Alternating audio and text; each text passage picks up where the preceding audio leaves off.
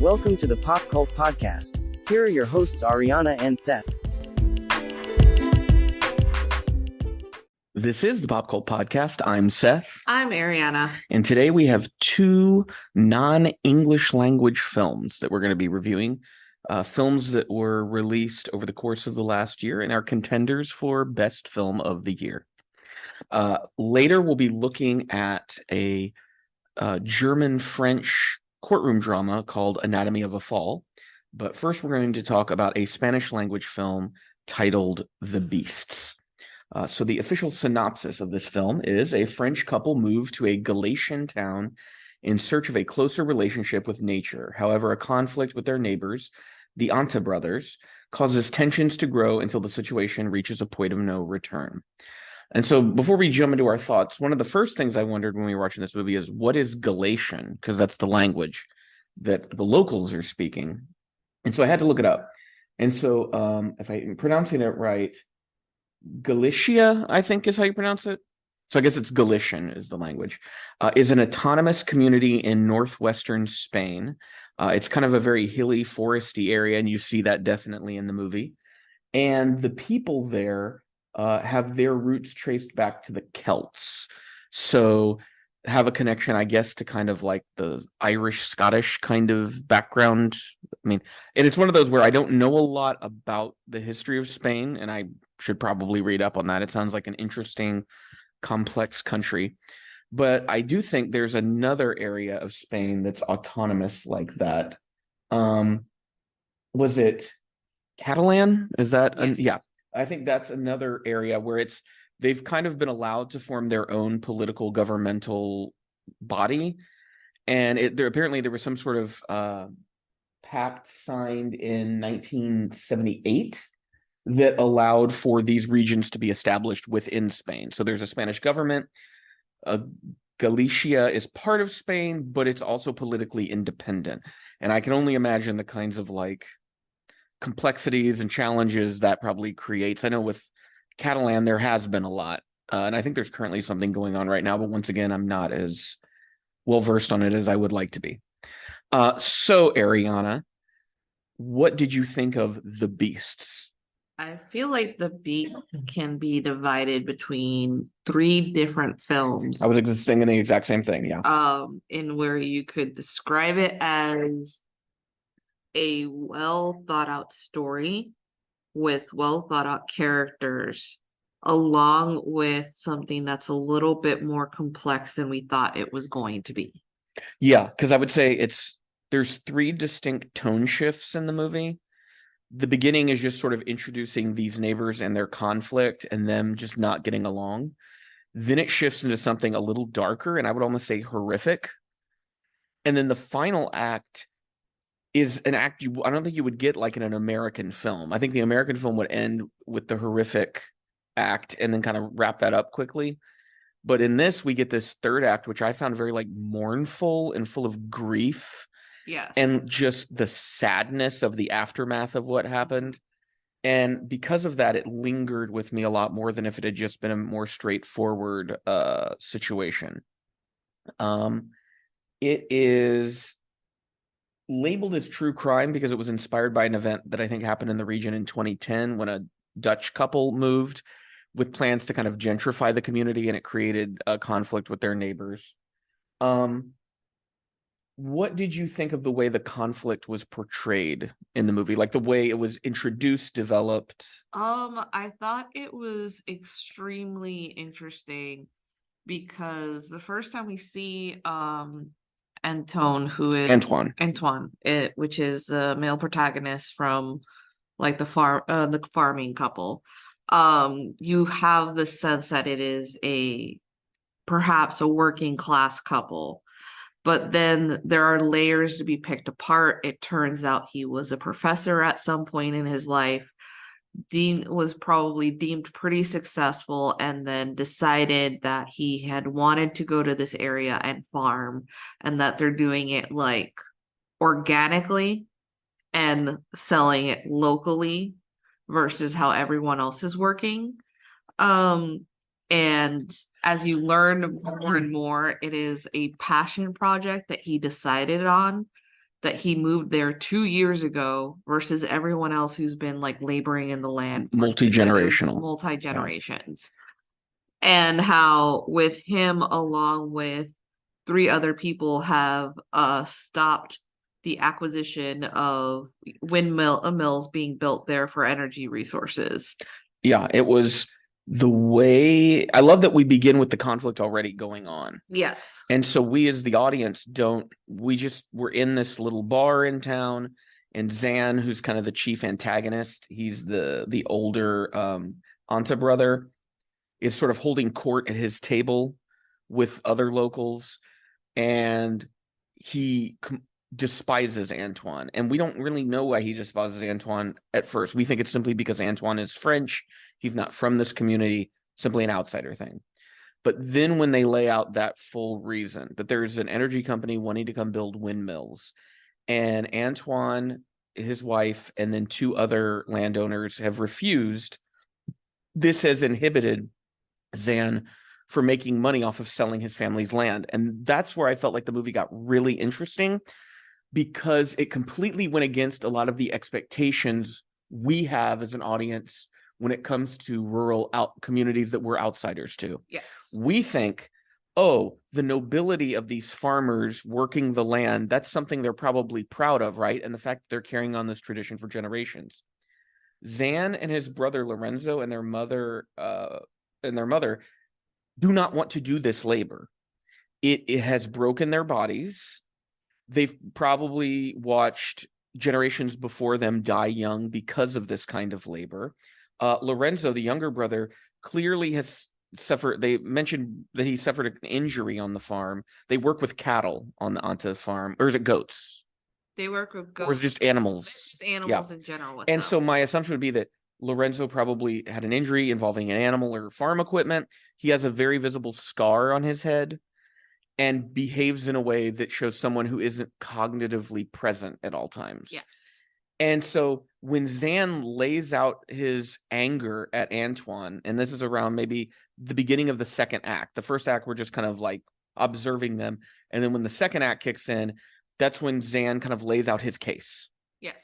And immediately my loyalties started to shift. Before, they put us in the shoes of Antoine, and you're like, yeah, this guy, he's, farming organic vegetables. He's not hurting anybody. Why don't they leave him alone?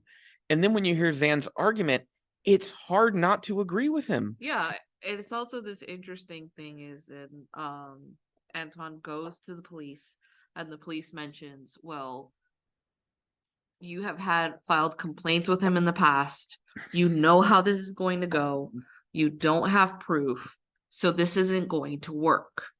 And that is when Antoine becomes obsessed with like recording everything, to the point that his wife is angry at him.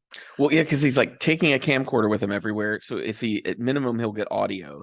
And then it looks like he's spending hours transcribing all of his tapes. Yes.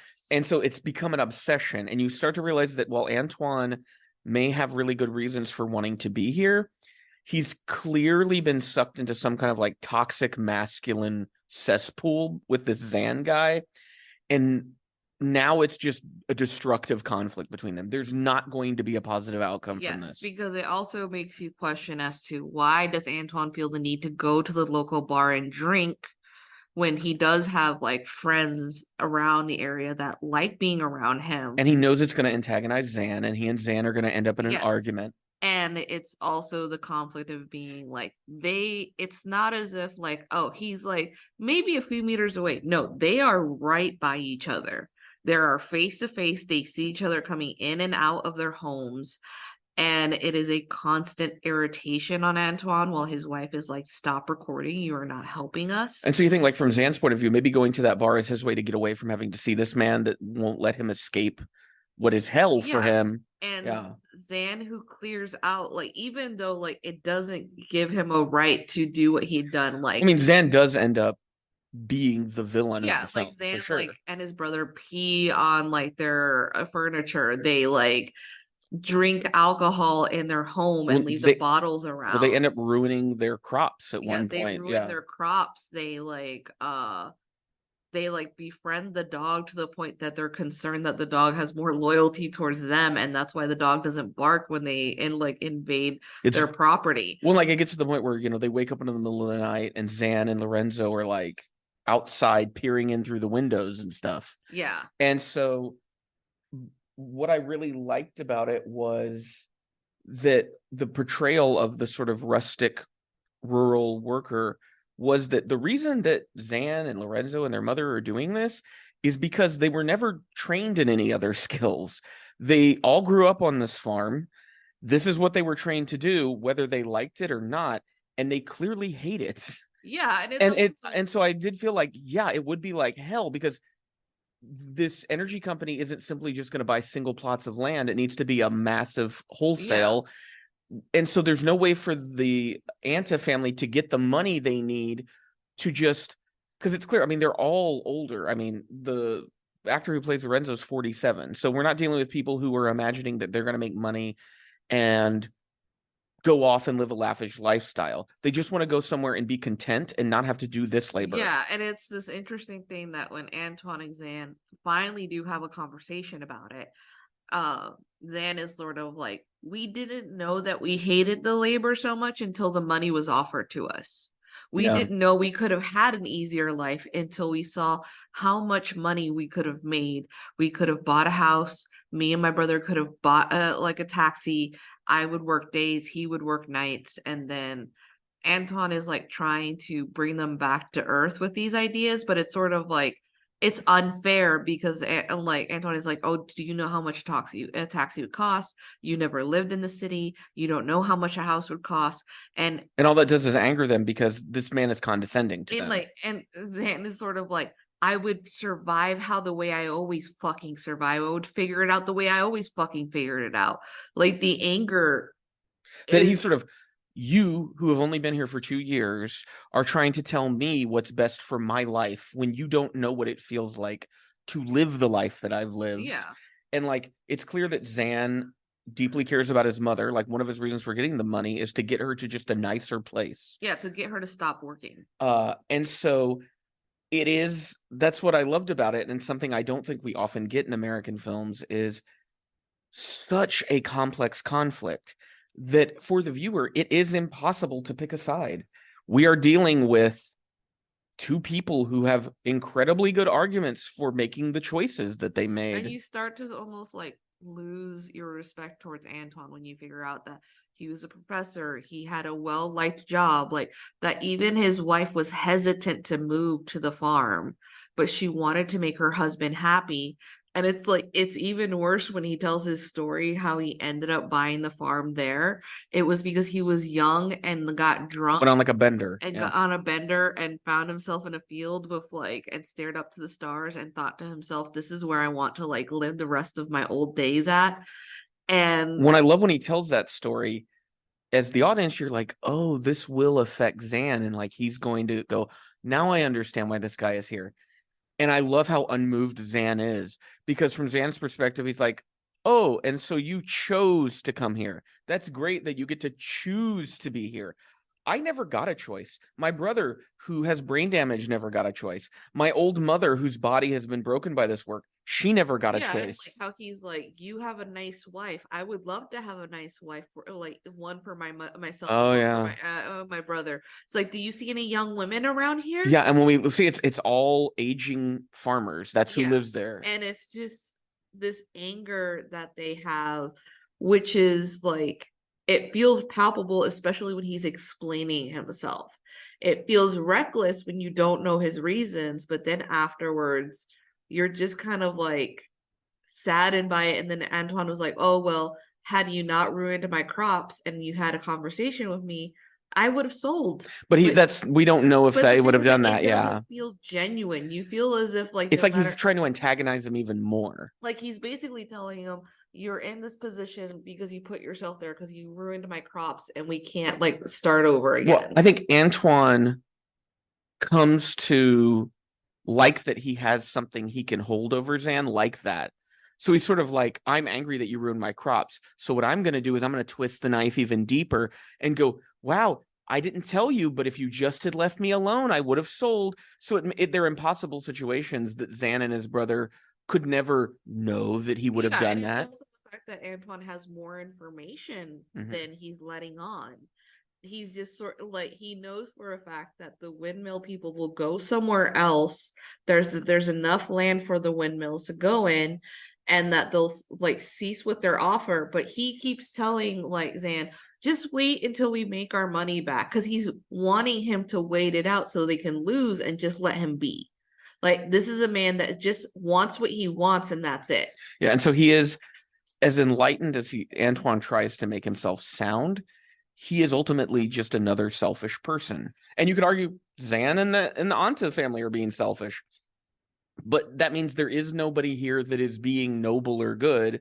No one's stopping to really think about the other person. Well, I think it is also remarked in the film in other subtle ways. Like, they have a friend who like goes up the hill to their farm. He's a little out of breath, and Antoine starts telling him like, you need to take better care of yourself, blah blah blah blah. And the guy's like, but look at you, because Antoine is an overweight man. He's like, what are you talking about? You overindulge. Why are you telling me how to take care of myself?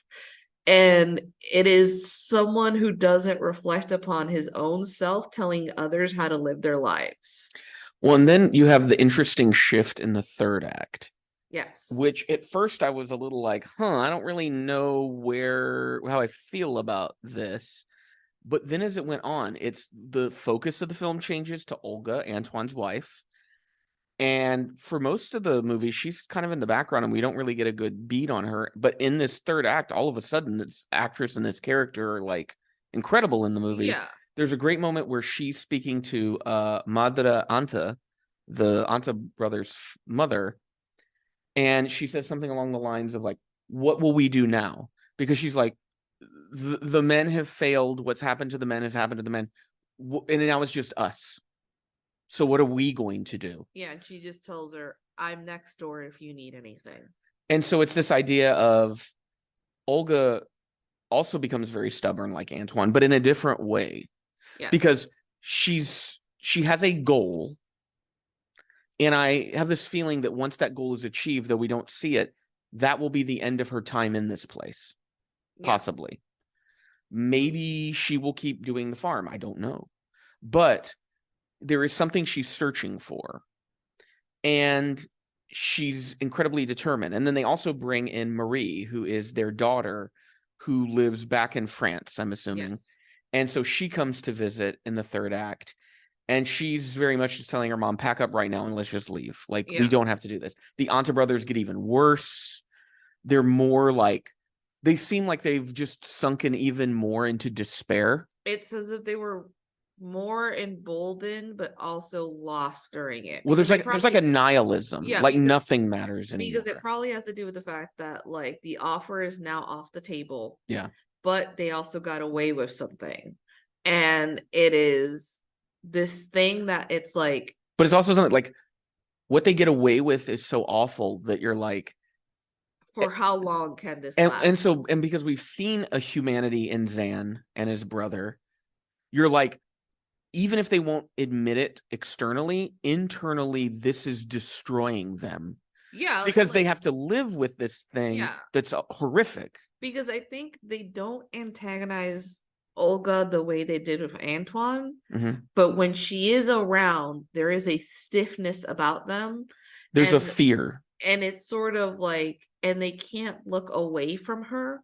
And the same goes when they finally see their daughter. I feel like if this was handed into an American like director or like with American audience, there would have been like a sexual pass at the daughter or like some inappropriate touching in order to allow us to feel more anger towards them. And there's certainly like the air of sexual violence without it being overt. Yeah. It's simply when two men are standing around trying to intimidate a young woman, there's always the implication that there's going to be sexual violence. Also this interesting thing that like Marie doesn't allow herself to get that close to them for that to even like go into full bloom, but you can feel her anxiety and then the brink of an anxiety attack about to happen whenever she is forced to be around them. When I think the film does a really good job of displaying anxiety throughout. Yeah. And the way it knows when to ratchet that tension up, when to relax it.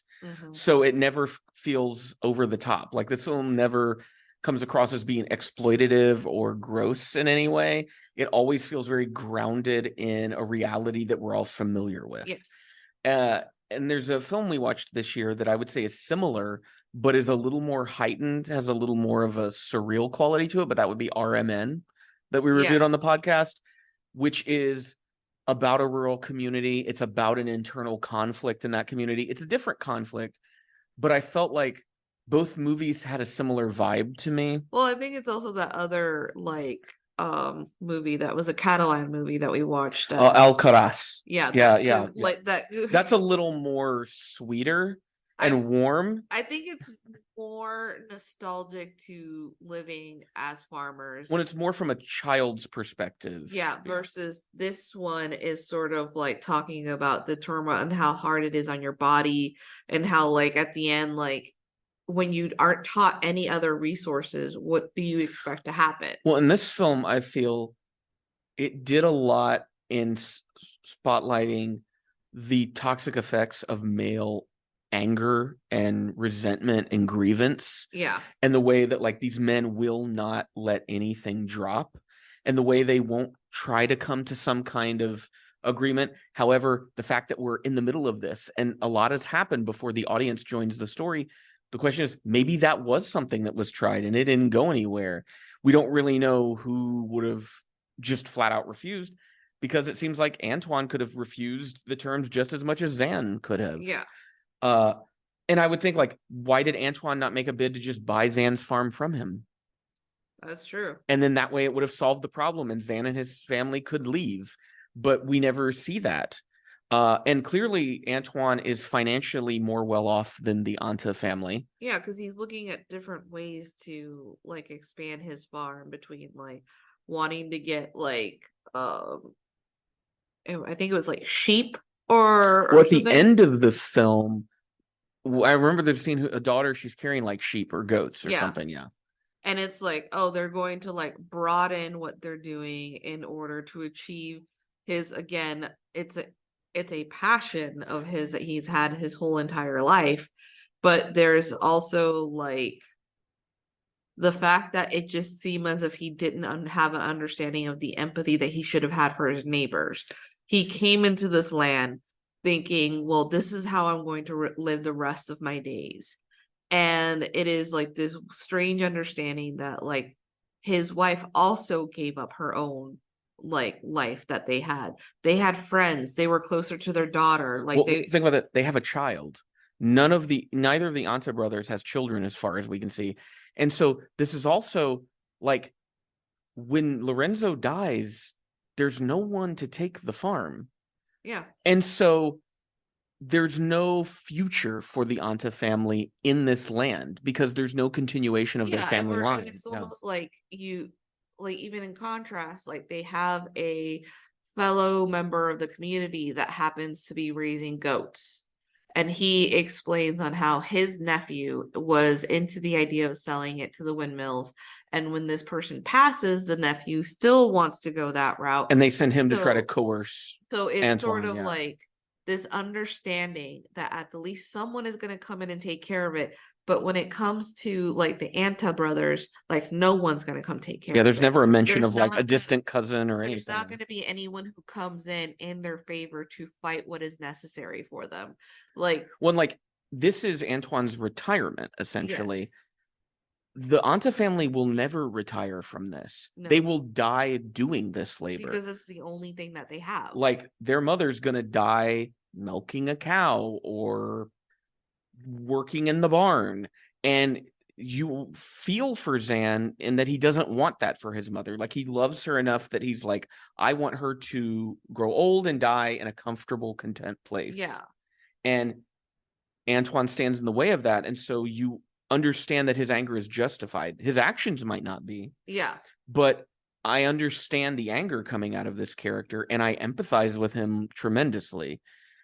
Would you recommend that our audience seek out The Beasts? Yeah, I think there's so many different like layers to it. It also has to do with the fact that like Antoine has bought property that has like houses made of stone there that he says that he's going to have people come in and move there. There's a gentrification going on. Yeah, that it should revive the community and that like the air is clean, so people are going to want to live there. But it's also this understanding that people around him are explaining like, but what kind of jobs would they do? Yeah. Like, what kind of work would they do if they are not doing farming work? Well, and that's something because under Western capitalism, we've allowed agrarian work to become low-paid work, despite the fact it's one of the most important types of labor on the planet. Yeah. Because that's how we feed people.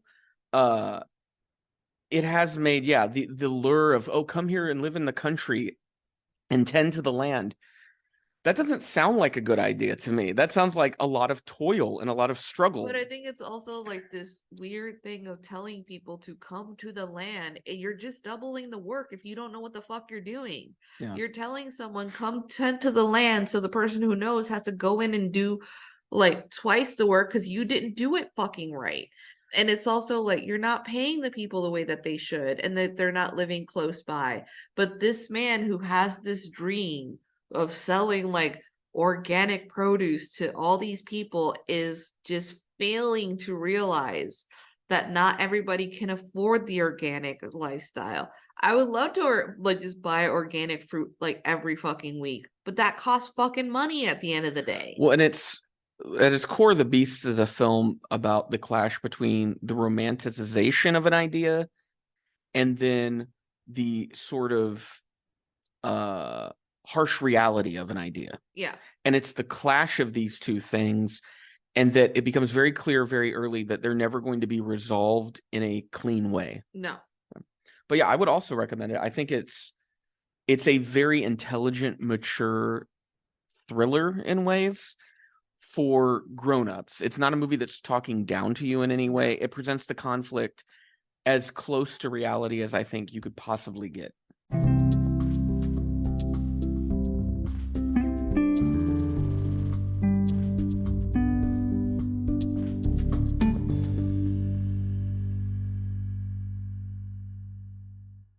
A woman is suspected of her husband's murder, and their blind son faces a moral dilemma as the sole witness.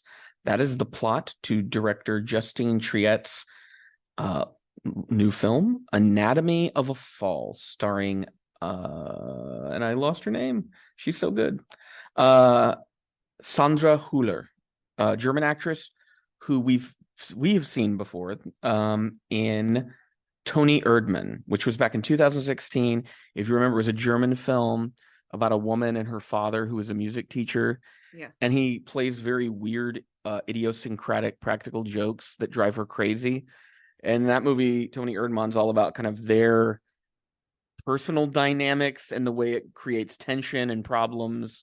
And I thought it was a very good movie. Apparently, they were going to remake that movie in the States with Jack Nicholson and Kristen Wiig, which isn't the worst casting in the world. I just know the American version would be terrible because in America, when they adapt these kinds of movies, they're always terrible. But it didn't go through, so we're safe. So for now. So back to Anatomy of a Fall. It's on the surface, it feels very much like just a courtroom drama. But there is a lot more going on in this movie. It is a very complex movie. What did you think of Anatomy of a Fall? I mean, it is complex. It is so it's a very talky movie. Yes. So the crime happens maybe like 10-15 minutes into the movie. Well, we don't even know if it's a crime. It's just the opening of the film is Sandra, who is the wife, is talking to a student. I think she's a professor of literature. No, she is a novelist. Okay. She's a writer, and she's being interviewed. Okay, but I thought there was something about a student they mentioned. No, that's blurry to me. And so she's clearly flirting with this reporter, and the reporter's a woman. So early on, we're kind of introduced to the idea that Sandra is a bisexual woman. Her husband starts blasting music, when she said he was working on something, I thought he was like a DJ. Yeah, I thought so too. And I noticed on Letterboxd there were other people who thought the same thing, and that is not the case. He's just being an asshole. Because we don't see them before the reporter arrives. The movie opens with the reporter there. Their son, Daniel, who is blind, goes out with their dog to walk through the woods. He comes back home, and because of course he's blind, he doesn't see it. But I don't think he's completely blind, because there's some scenes where he's like looking at things and he can make out like shapes. Yeah, I think he could see things very close up to a certain. Because he was looking at photos near the end of the movie and he like had them very close to his face. Yeah. So I think he probably sees there's a shape on the ground. When he goes over, he figures out that this is his father. Yeah. We do not see how his father fell. We don't see what happened. He goes inside. His mother says that she was sleeping and was woken up by Daniel. And the first thing she knew about her husband being even injured was when Daniel brought her outside. Yeah. And then the movie makes this jump to like months later. I think it was like a year later. And she has invited over Vincent. And we're not exactly sure who Vincent is at first, but it becomes very clear that he's her lawyer and that she is being put on trial for the murder of her husband. Yes. And then a big chunk of the movie, which I found very interesting, is focused on recreating the circumstances for all the possible ways Samuel, her husband, could have died. And it's done through people in the house reenacting. It's done through building small models of the house, dropping dummies out of the windows, people just talking and hypothesizing, which is the title of the film, Anatomy of a Fall. Mm-hmm. People are trying to piece together an event that the only witness is a blind child. Yes. So what are your thoughts on Anatomy of a Fall? It is very interesting because I feel as if it's not a movie that was dictating to you what was the right answer. Definitely. It's also the fact that like Sandra plays it so well. She's talking with like her lawyer who's going one by one with all the questions with her. And it's everything that the prosecutor will ask her. Yes. And it's all the stuff that he's like, I need to know exactly what you told the police. Don't give me more, just give me what you told them. So for example, she brings him upstairs to show the project that her husband was working on. It was like he was insulating like their house is kind of like an A-frame, I think. Yes. And she's claiming that he was in the attic helping to finish the attic into like a finished space. Yes. And there's this very weird triangular window with a very high windowsill. Yes. And so he asked her, like, did he work like really fast and recklessly? She's like, no, he was always slow and careful. So at this point, you would think she would start shifting what she was saying or thinking until like maybe like in order to benefit her if it turns out she was the one having done it. Because the answers she's giving aren't necessarily favorable to her, but they do sound like they are the truth at first. Yes. And it's also this confusing thing of it being like during the trial, it is brought up that she's bisexual. So it's like this. And has committed adultery before. And it has been a sticky point in their marriage for the last few years. Yeah. And so to me, like when she's having that conversation with someone who was interviewing her, I didn't pick it up that she was flirting. It just sounded like two people kind of like, she was being very open, and she was asking the reporter lots of questions about her. And once again, that's a point of contention in the trial, because they play that recording as evidence because you can hear the music in the background, and the prosecutor brings up like, is this just friendly conversation? Why is she asking the reporter so many questions about her? The prosecutor never claims that it's flirting, but he definitely wants to put that in the mind of the judge that like, and he's like, maybe this woman's a serial cheater and is sick of her husband. Yeah. And it's this interesting thing of it being like, even the interviewer was like, I didn't feel like I was being seduced by her. And it's not off. She's like, and it's not strange for a writer to not want to talk about themselves. It's just like, she's like, I've interviewed other writers. Sometimes they don't want to talk about themselves because they're just like either insecure or it just feels silly. Well, that's what's so good about the movie is every time something is presented and you're like, oh, okay, now I think I know. the movie then counters what it presents by giving you all the reasonable doubt surrounding it. It's all the way up until like the end of the trial and you're like, I don't know what happened. I have no idea what happened in that house. It becomes a sticky situation when they happen to mention that her husband had recorded conversations between them in the past. I want to get to that a little later because that is part of the end of the movie. Yeah. And I do think that is like the best scene in the movie. Yes. Interesting little things. I love seeing the French courtroom. Yes. It is very different than an American courtroom. And I liked it because it seemed as though there was more of an organic conversation happening. There wasn't this sort of, we have a witness on the witness stand and you can only address the witness. You would have the prosecutor ask the witness a question, get the witness's response. The prosecutor would talk to the judge. Then the prosecutor might turn around and talk to the defendant. Yeah. And go, now she just told me this. Is that true or not? Yeah. And so in the American court system, it seems like you compartmentalize testimony. And this was like different types of examination and questioning happening concurrently. And it also seemed like there were a lot more court officiants present. Yes. There was a judge. I have a feeling like there probably was the equivalent of a stenographer, but they were sitting sort of beside the judge. But there were other like officers of the court around. Mm-hmm. And it was just a very interesting thing to watch that play out. Because to me, my reading was, wow, I feel like you probably could get to the truth more readily in an environment like this than an American courtroom. Yeah, I think it was also that interesting point that when they are recording Sandra with her own lawyer at the time, he wants her to talk about the relationship that she has with her husband. And he's like telling her, like, just to be careful, like, we don't want to talk about him in the past tense.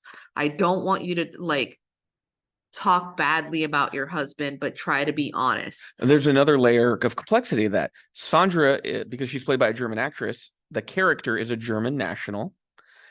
Samuel, her husband, was French. They live like in the French Alps, it kind of looks like, in northern France. I'm not exactly sure. But that part, that sort of eastern French area. And when she goes to court, she mostly speaks English with the people she encounters. But her lawyer tells her that for the most part in the court, they will expect you to speak in French. There are some scenes where she speaks in English and it's allowed. Yeah, because it's too complex what she wants like the language, say, But he is basically telling her in order to win people over, she's going to have to testify in French. And there's this whole dynamic going on where they moved there because that's where Samuel wanted to be. And she clearly has resented that ever since because she has felt completely ostracized from the community around her, that because she speaks with a German accent, because she can't speak their language, she is looked at as not belonging there. Yeah. And then also the backstory with Daniel being blind is that was a car accident that she blames her husband for, that her son ran out into the road. He was crossing the street and he was struck and his optic nerve came loose. Yes. And so it was that her husband was supposed to be watching him. Her husband became more focused on his writing, when handed Daniel off to a babysitter. Last minute babysitter that they didn't know. And that the babysitter was irresponsible and that now Daniel is permanently blind for the rest of his life. Yeah. And so what I loved is that the movie doesn't start there. It just starts with she's about to do an interview and all of a sudden there's this blaring music upstairs. And then it also keeps cutting to Daniel, who I didn't realize was blind at first. His movements and his mannerisms, I was like, what's going... Like, I love how the film trusts your intelligence that you're going to figure it out. We will present the characters to you and you'll start to piece together what's going on here. And so you get all of this backstory after Samuel is dead that helps us understand what was going on in their relationship. And the more we learn about the backstory, the worse it looks for Sandra. Yeah. The more aggressive she sounds, the more prone to violence she sounds. But then she starts saying she remembers things that she hadn't brought up initially. Yeah. And that's where you get into my questions, which were, what's true here? What really happened? But because at the same time, I think, if I was in a situation like that, I would start mining my memories to go, where can I find context and meaning for what happened to me in something I might not have noticed at first glance or thought about? Yeah. So it feels like a very natural thing for a person to do. Yeah. And I like how the film also never lets us that in on Sandra. They hide moments with her from us. Yes. That keep us in the position of an audience who can't pass judgment about anything in the film. Yeah, I think it's this interesting thing because there is an additional person brought to their house.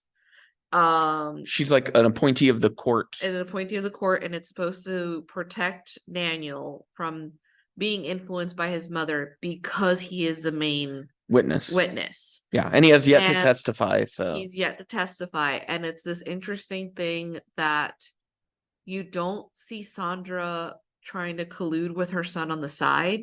You don't see Sandra getting upset at Marge, the person who's there, for being there. Well, because at one point Daniel asks if Sandra can leave. Yes. And you can tell Sandra doesn't like it, and she wants to just confirm that this is what Daniel wants. And as soon as Daniel says, yes, I don't want you to be in the house with me, she goes. I like that we see her pain. Yeah. Because she's like, that means my son thinks I might have killed his father. And that's like a painful thing to have to work through. I like the scene where Sandra kind of has a confrontation with Samuel's psychiatrist. Yeah. Because there's this story that Sandra explains where she came in and found Samuel passed out on the floor and he had vomited and there were these white spots in the vomit. And she checked and saw that there had been aspirin that had been way more than the recommended dosage had been used. And she suspected that Samuel had attempted to kill himself. Yeah. And she believes that was linked to like antidepressants that a psychiatrist had prescribed, and Daniel was trying to wean himself off of those. Yeah. And so she's presenting a story of what Daniel was saying, or Samuel was saying at home about his sessions with a psychiatrist.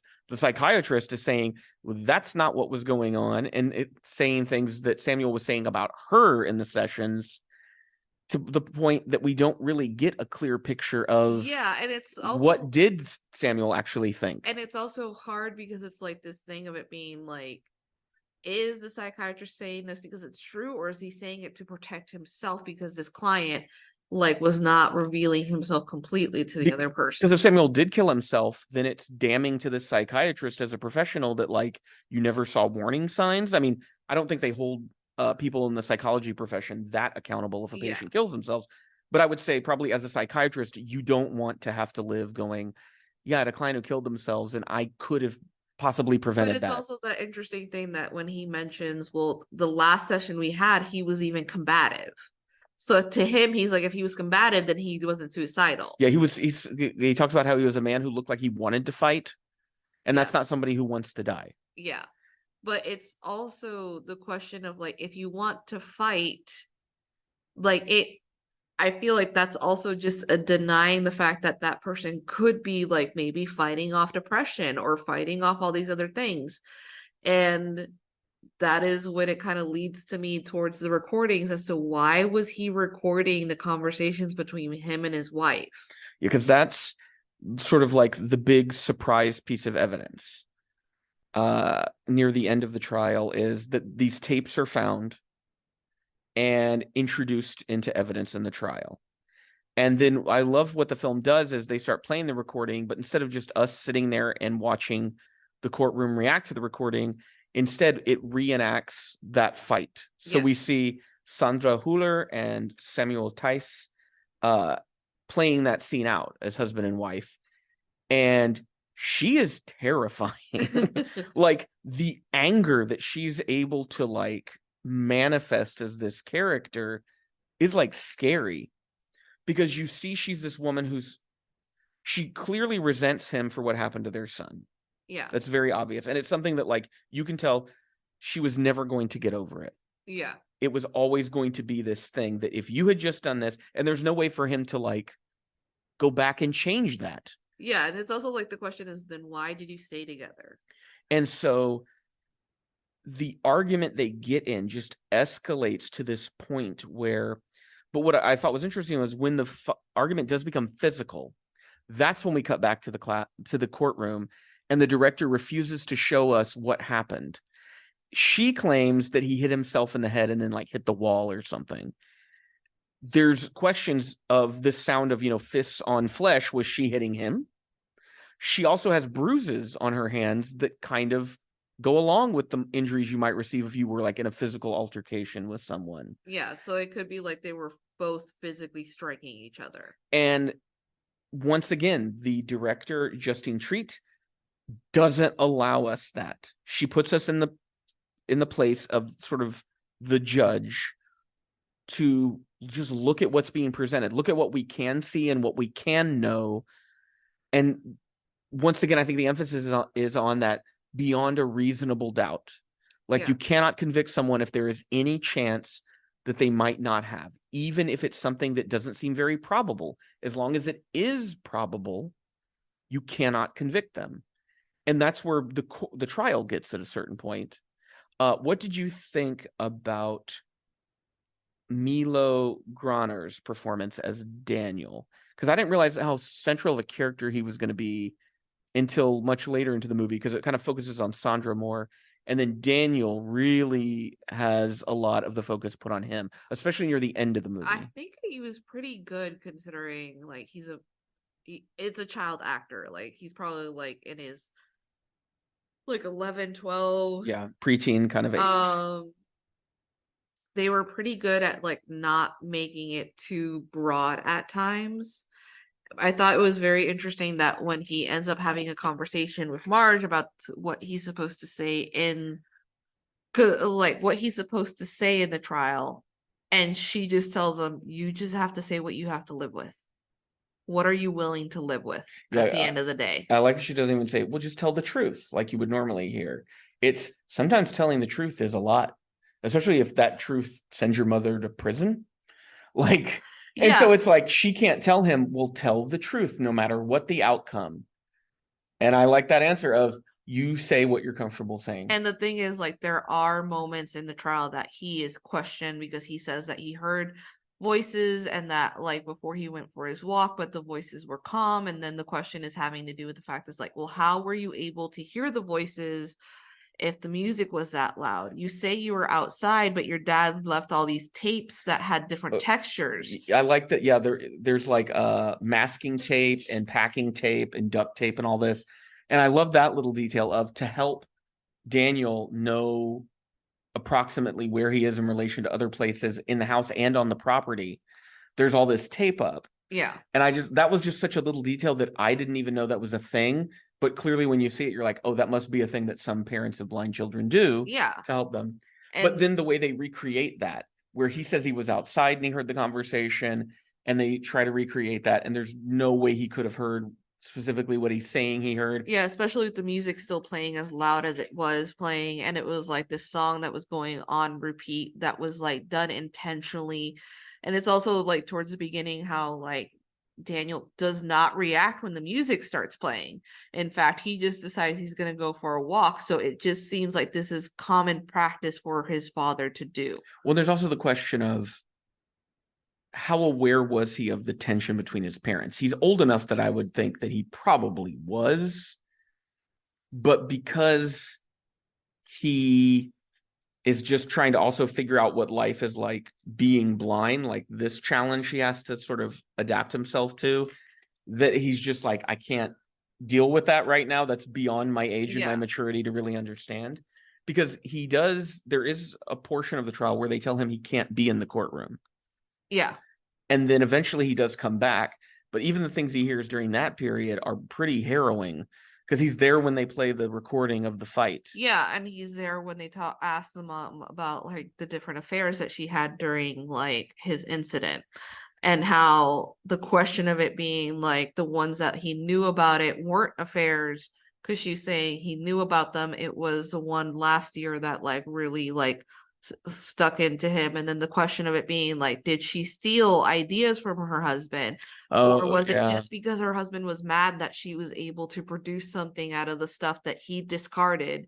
It's a question is like, was he like so angry at his wife's success that he was like, I will just isolate us to a place where I will be able to achieve something, and you two will just have to fucking handle yourselves. Because that's another thing. Yeah, she moved all the way to France, but did she move out of guilt because of what she did, and she wanted to try to like placate him?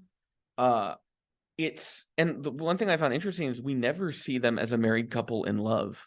No, we see photographs and that's it. But like seeing them moving around and talking, even if it's in flashbacks, it's always, there's so much anger in that relationship and so much resentment. What did you think about the way the film resolved and concluded itself? It was interesting because even Sandra admits that she doesn't feel relieved. She said, yeah, like it feels like if I won, there should be some sort of award, like trophy or something. Yeah, and she like, and there's also like, okay, did you feel as if her lawyer believed her or not? That was hard to pin him down because, like, once again, it's because I'm not a lawyer, so don't take my advice. But the vibe that I've gotten from seeing lawyers, in documentaries or seeing actors play lawyers, there is this sense of, you are my client, so whatever you tell me, I will present as the truth. Yes. And so like there was, because afterwards when they win, they go to a restaurant and she's joking, asking them like, are you guys always like this after you won? Throughout the whole film, it starts to escalate. It feels like she is flirting with Vincent, her lawyer, and that there's like, are they going to become sexual? Is there something going on here? Yeah. How, like, was he a friend before he was representing her? It seemed like they already knew each other. Yeah. And that she called him up because he was a friend, but I don't think he was necessarily close enough to know what was going on in the marriage. No, it seemed as if like when she finally spoke to him, she was like, okay, we're going to have this conversation in English. I'm so sorry that my French hasn't gotten any better since the last time we saw each other. Like it was, we are friends. I trust you with this. Let's go along with it. It's also this weird thing is like, there's a lot of stuff that like, I feel like you're saying it's flirting and I never picked up as flirting. I just thought like, oh, because there's at one moment when she's talking about. Well, I mean, there's clearly sexual tension between her and the lawyer. Like it's very obvious. I mean, I think they were pretty good at no matter. Or maybe that's like the film is, everything is played so nuanced that everybody sees it the way they want to see it. Exactly, because I feel like the moment that they brought up that she was bisexual, then any conversation she had with another woman could be like, oh, she's flirting, when it could be just like casual or just being nice to each other. It was especially because like towards the end, I remember you were like, oh, she was flirting with Marge, and my back of my brain, I would be like, that's the most dangerous thing you could do. Yeah, there was like a weird thing. She like when Marge is like, yeah, so I'm gonna go now because the trial's over, so I'm not needed here. And Sandra's like, oh, do you have to rush off? You don't want to spend the night? Like, that's a weird thing to say to like a court-appointed person whose job was just basically to make sure you didn't influence your son's testimony. Yeah. So it is like, it's a level of friendliness that seems inappropriate. Like my vibe, if the woman was saying she was going to go, I'd be like, oh, okay, well, it was nice meeting you, bye, get out of my fucking house. Yeah. And I think to me, I was just like, oh, maybe she thought like her son wanted like one more like breakfast, because they did become close to each other. But I think that's part of it is we are going to think that we know who Sandra is by the end of this film, but we really don't. And that's kind of the way it is anytime somebody follows a court case is, yeah, but you don't know that person. Yeah. You know an idea of them that's being shown to you, and you know some facts of the case, but you don't really know the person. And I think what's really like, what was kind of like amusing about the film is when Daniel gives his last bits of like that he wanted to talk again. I think it was like he wanted to testify. He like his mother suddenly remembers something, which is also dubious. Like, did he suddenly remember something? But I think it's also the fact that like he ends up giving his dog aspirin, being like, I did notice that my dog like was sick and I gave him a bath. And the funny thing is like we did see him give the dog a bath that morning of, like, when dad dies. He claims that the reason he gives the dog aspirin is he remembers after hearing his mother's story about the aspirin and the vomit. Oh, that same day my dog got really sick and I think he might have eaten my dad's vomit. And that's why I fed my dog vomit to test my theory out. I fed him aspirin. Yeah, fed him, aspirin to test my theory. But that's one of those where he may have been completely genuine. But what if he heard his mother's story and thought, I can add to that story and add more validity to it. And because I cry and I'm a little kid, they're going to believe me more. But once again, he could have also been very honest. And that's why I think this movie is so good, is both possibilities feel valid. Yeah, and like the way that he explains it to the court, he's like, when I think about my mother killing my father, that doesn't make sense to me. When I think about my father having killed himself, that makes sense to me. So he starts talking about how his dad is like the time that his dog did get sick and they went to the go to the vet. Yeah. The dog, and like how his father had like tried to prep him for death. But then once again, it's all hearsay. The only two people in that car were Daniel and his dad, and one of them's dead. Yeah. So it's also, did he just invent this conversation? And like if he did, then oh my god, the kid has some fucking way with words. But then think about like who his parents are. Yeah. They're both writers. They both invent fiction, right? His mother suddenly came up with memories that she didn't mention to the police originally. You're like, I don't know. They start talking about how she mixes reality in her fiction and her stories, and they start mentioning like how, well, they bring in a literary critic as a witness who reads her novel and then for the court interprets it, which was one thing I loved, was how well versed everyone in the court was with the idea of like literary analysis.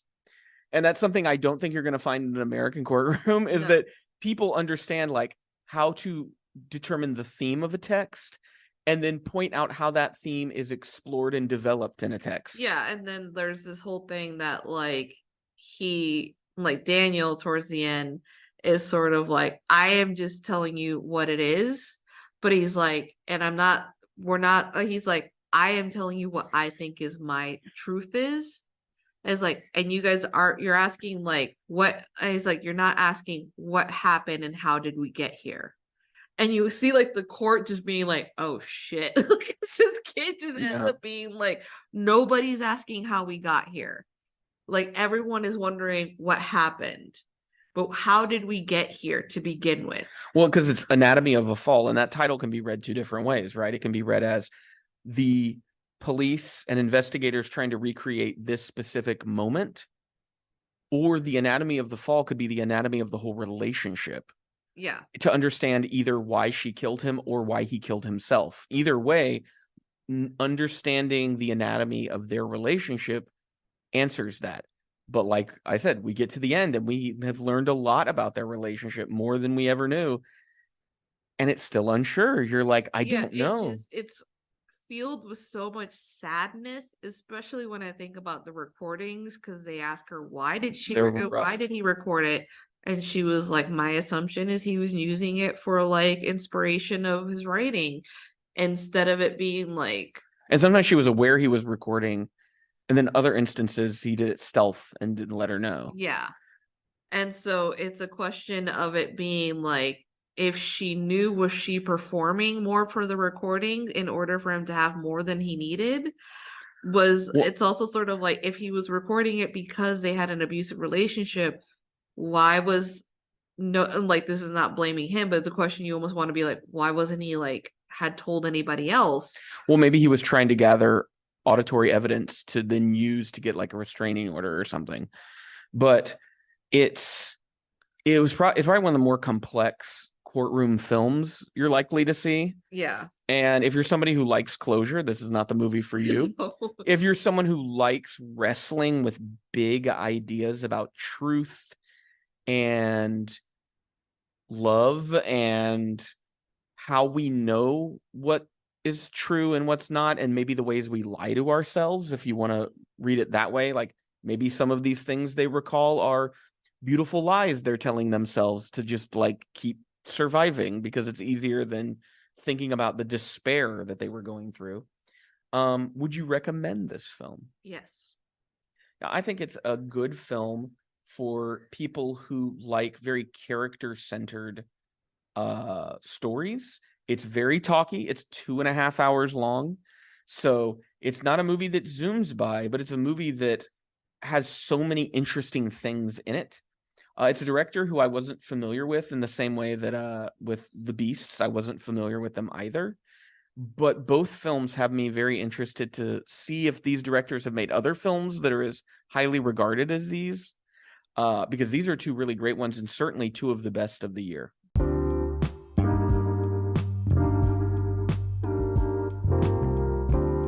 Well, we hope you enjoyed this episode of the Pop Cult Podcast. Make sure to check out our show notes.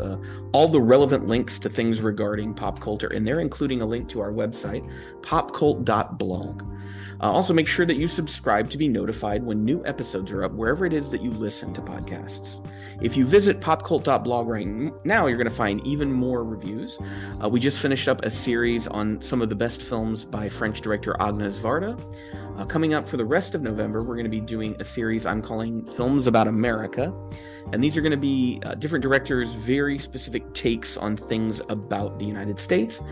This week, we'll be looking at Kelly Reichardt's Wendy and Lucy, Michael Bay's Pain and Gain, and finishing the week off with Lars von Trier's Dogville. So 3 very different movies, very distinct to the people who made them and their perspective on the United States. If you enjoy what we do on the podcast and the website, we would encourage you to support us on Patreon. We have lots of different tiers for you to pick from. And speaking of, I want to thank our current patrons, Morphine, who donates at the sneak preview level, and Becca and Matt, who both donate at the writer's room level. If you donate at that level or higher, you get to pick 1 movie a month for us to watch and review. You can include your thoughts with the review if you so choose. If you subscribe at any level on Patreon, you'll get access to patron-exclusive podcasts. Right now, we're in the middle of a series called Screenplay, where Ariana and I are doing a GM-less co-op tabletop roleplay game, where we have created our world and are exploring it, kind of a horror political thriller thing going on. We just dropped the 3rd episode of that on Patreon this week. Well, until next time, you keep listening, we'll keep watching.